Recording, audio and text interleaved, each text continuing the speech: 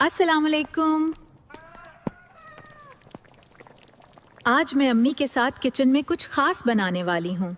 आज हम मिलकर सादा सा लेकिन मज़ेदार खाना बनाएंगे। जी हाँ सादा और मज़ेदार, बिल्कुल। आयशा, आटा गूंद लो पहले। जी अम्मी, अभी करती हूँ। अम्मी के साथ काम करना हमेशा अच्छा लगता है। मैं रोटियां बनाती हूँ और अम्मी सालन तैयार कर रही हैं। आज क्या खास बन रहा है?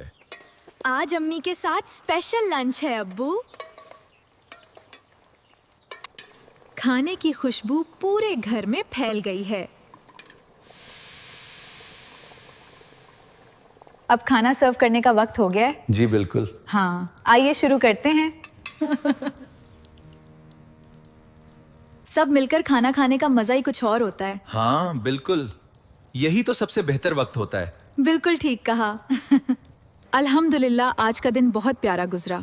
इंशाल्लाह कल फिर मिलते हैं। अल्लाह हाफिज।